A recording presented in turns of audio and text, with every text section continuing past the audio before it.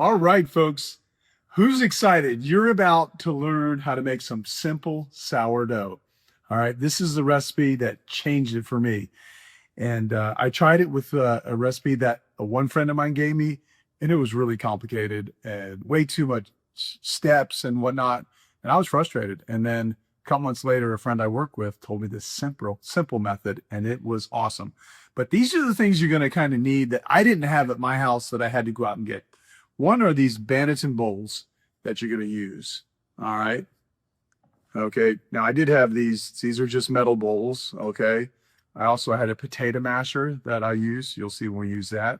All right. I did not have a Dutch oven. So you can see here, I did get the Dutch oven. All right.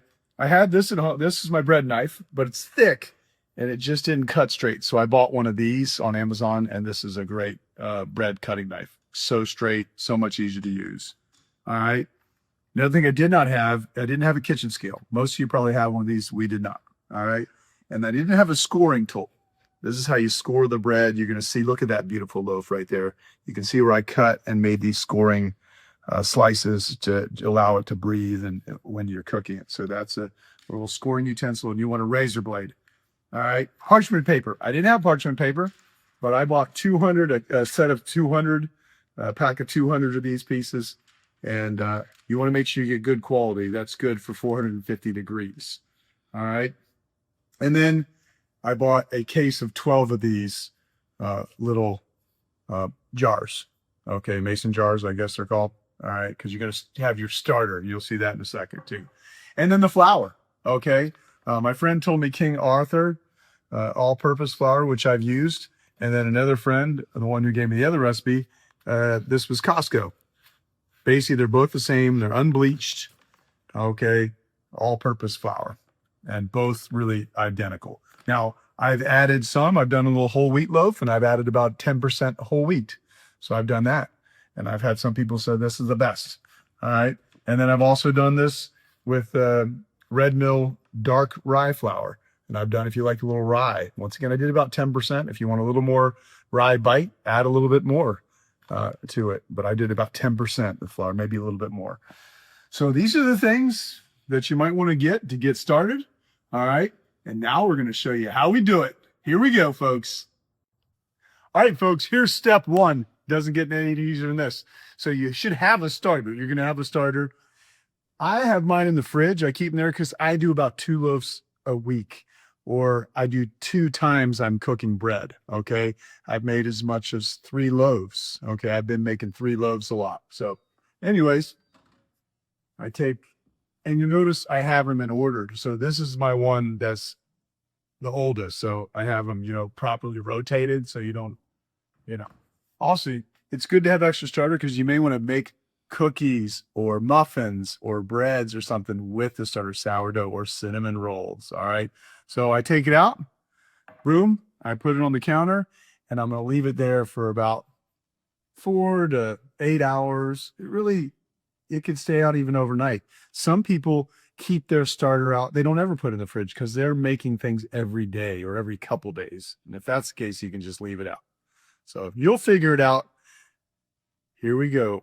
We're going to leave it here, and we're going to come back, and then we're going to activate this starter in about 5 to 8 hours.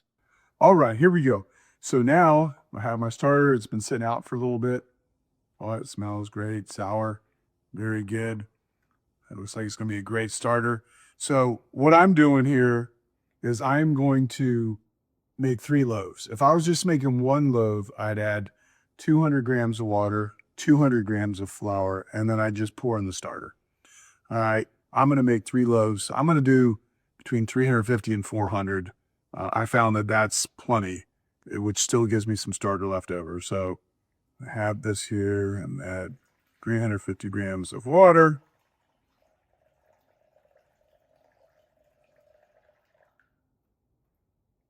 $342, $356, close enough. All right. Then I'm going to add, this is my King Arthur, I'm going to add the same amount of flour. So 356, I can zero this out. All right, so it's back to 0, and I'm at 356. Okay, there's enough in here. Open. Wow, look at that. Oh my gosh. 358 and I'm empty. That was awesome. Woo, poof. All right. So then what I'll do, I can take this off because I no longer need that. And I just start mixing this up a little bit. All right. Or I can just dump this straight in here too. All right. There we go. Put it all in there together. All right. And I am going to mix it up. So I'm not going to bore you with this, but you want to get all this starter out as much as you can get. You may want to use a paper towel. You don't want to dump this down the sink. So when I clean this, I'm going to get really hot water and I'm going to make sure I get as much of this out as I can and use hot water, because if you were to just take the starter and dump it down your sink, it'd be like concrete. It would harden. That would be no good. So do not dump your starter down the sink. So now I'm going to mix this up. All right. All right. So here he goes. What you can see, it looks like it's pretty thick, a little lumpy, but it'll kind of settle down. And then it'll literally, I'm doing this at night. I'm about to go to bed. And then tomorrow morning, I'll do the next step, which is the longest step, where I add the flour and the water. And then I add this starter as well, plus salt. And I make kind of the batter, if you will, which will ultimately be the bread. So I'm going to cover this up with saran wrap, and I'm going to leave it out for the night. If it didn't have this handle, you could put a rubber band around it, and then you'd see it doubles. But with this, I can measure it here, and I know it's going to be up here at almost 6 cups. All right, it's about 3 cups. It'll be about 6 cups. So it's going to be great. It'll be twice the size tomorrow morning at least. All right, here we are. So here I'm at the phase where I am going to mix up the starter, the water, and the salt. So here's my active starter here, and I'm making 3 loaves, so I have quite a bit. If you look in here, you can see it's bubbling. So you can get the camera right on top of it. You can see it bubbling, and it's doubled in size. Roughly between 5 to 8 hours or so. The longer you have it sit, the more it rises. So anyway, I like these metal pans. I have a couple different sizes, bowls. So anyway, I just I turn on my my cooking scale. All right, I put this on. I know this bowl is going to be this one's 323. It always is 323. I'm adding 350 grams of water. So that'll be 673. So I see it. I'm at 500. This is 600. Keep going. And wow, that was pretty good. 673 right on the dot. It doesn't have to be exact. It could be 2, 3, or 4 grams over. If you get a little too much, just dump a little bit out. It's not a big deal. So then I put the salt in. Okay. This I put between 15 to 20 grams of salt. I guess it's just up to you, but you got to have some salt. All right, I put 17 in there. It's at 690 now, so we'll stop there. All right, so I like to mix this. I like to mix the salt and water up a little bit. I use this here. It's like a potato masher. So I just do this a little bit. I didn't do this when I first started doing it, but I did it. Just put it a ball in the water a little bit.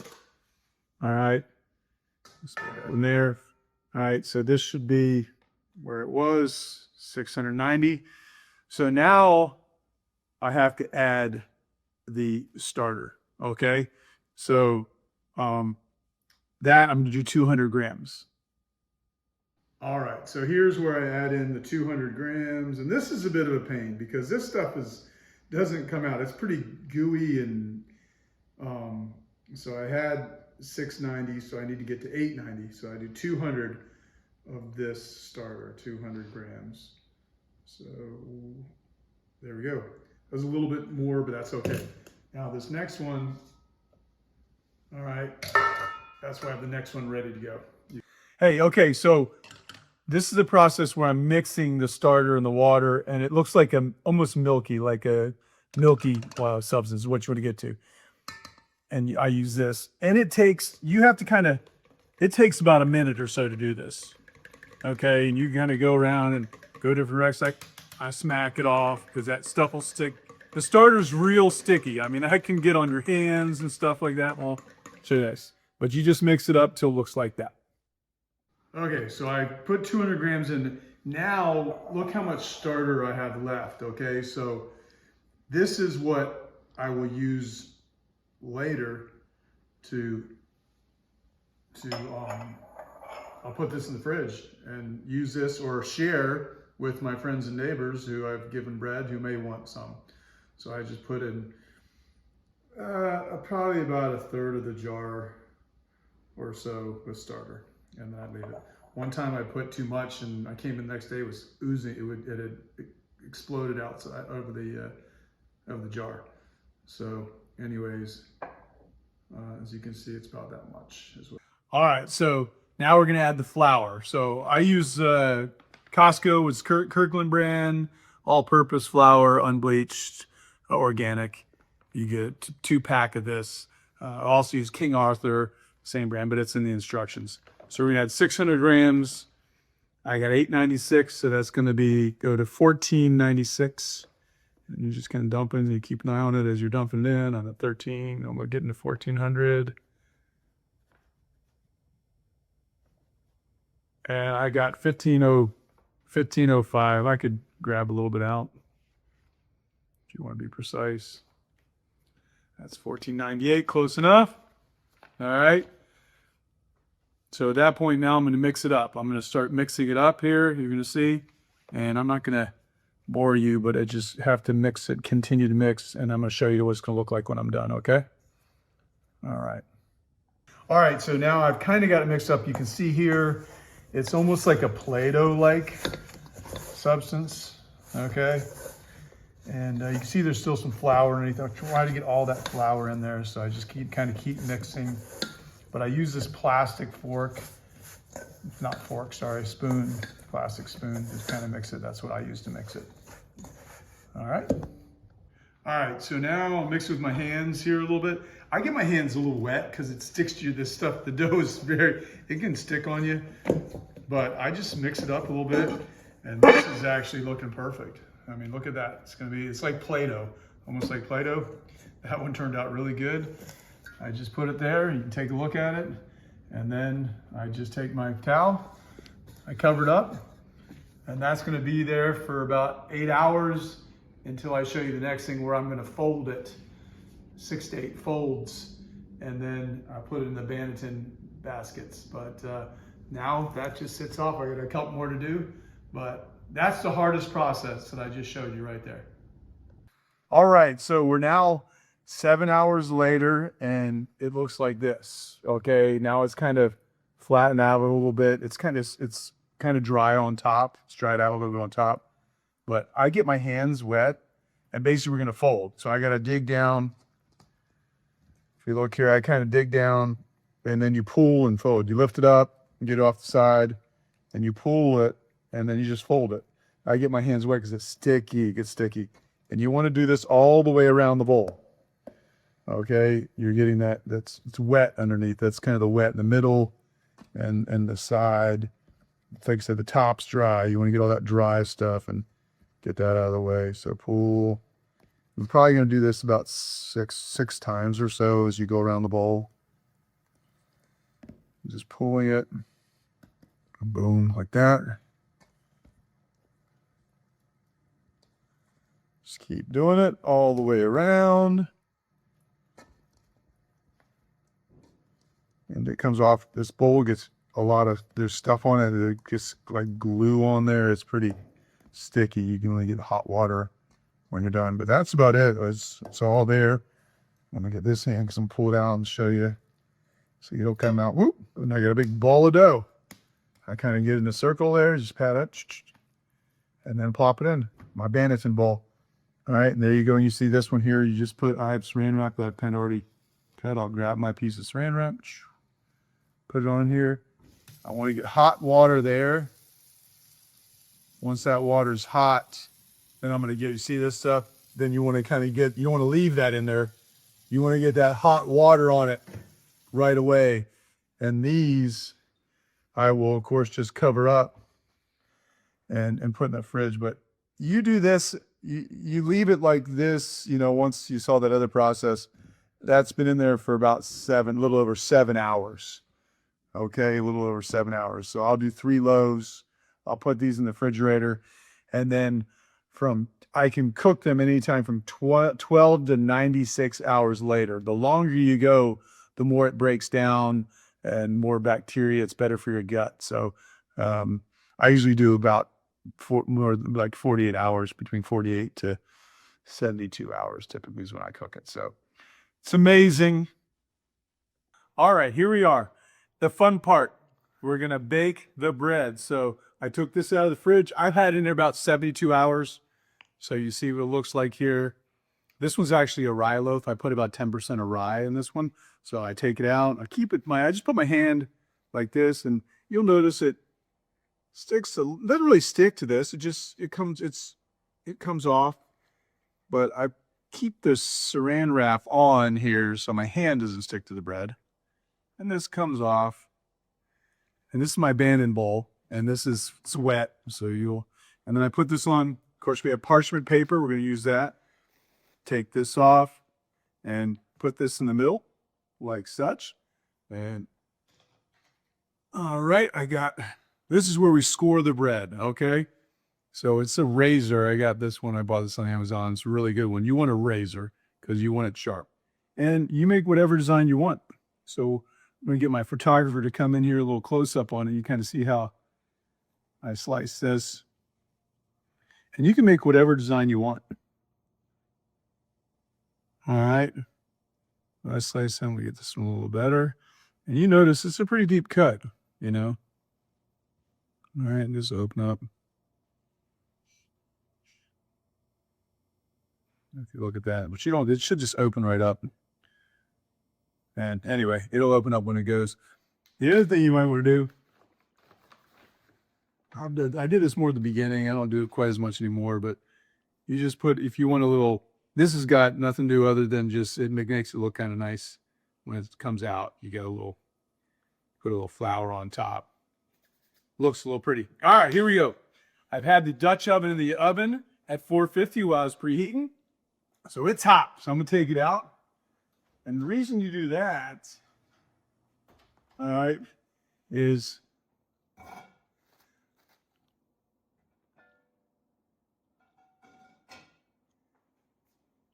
I have been putting a piece of ice in, and that softens the outside of the bread. You don't have to do this. If you like your bread your crust a little crunchier, a little harder, you can hear that. But that's going to steam, and that's going to provide a little softer bread. That's very hot, so you want to make sure you got your gloves here. Open it up. In it goes, right in the middle there. You're going to do 20 minutes with the top on. 20 minutes, we're going to time that, and I'll show you. We'll take the top off, and then we'll do it 20 minutes uncovered, so it's a total of 40 minutes, and we're going to have a beautiful loaf of bread here in 40 minutes, all right? Stay tuned. All right, so 20 minutes are up. So now we got to pull this out, and we just take the lid off. That's simple. You can take a quick look in here. You see what it looks like, but as you can see it rising there. Close up. It'll be 20 minutes like that, and then you're going to see the beautiful loaf, and it's at 450 degrees. All right, the moment of truth. Look at that, baby. Is that not beautiful? You see that big score down the middle? Gorgeous. Gorgeous. All right, so I pull it out. Place it on baking rack. But the key, that parchment paper, of course, is there because it allows you to pull it top. But it comes right off. Whew. And you'll see this is going to be a little dark. I mean, it's brown. That's okay. But that's a gorgeous loaf right there. You look at this. Dutch oven's clean. You just wipe it out. It's beautiful. Beautiful cleanup. Well, that right there is why it's all the moment of truth right there. Hot, but gorgeous. All right. So here is the reward, all right? And these are your other things you're going to need. You're going to want these bags. I think I bought like 200 of them. All right. They last a long time. But this is how you store them. And as you can see, there's that beautiful loaf. And you'll fold it over. We just use, laundry clips. And you'll notice this one, I cut them up. I like to cut it up, slice it. I slice the whole thing and put it back in. That way it's just like a loaf of bread and you can grab slices. And that knife, the bread knife I showed you, it works great. But you do want to leave it in the fridge for a while. It is just flour, water, and salt. So we store it in the fridge because no preservatives. That's a beautiful thing about this. That's why it's so healthy. No preservatives. All right. And of course, that good bacteria that's good for your gut. All right. So you'd put that in the fridge, and the colder it is when you slice it, it's just easier to slice. All right. So I hope you have success. Enjoy, share with your friends. That's the fun thing about this too. We started around Christmas time and I was giving out loaves and everyone was excited. No, everybody loves sourdough bread. So I know you're going to enjoy it. I'm excited for you and best of luck.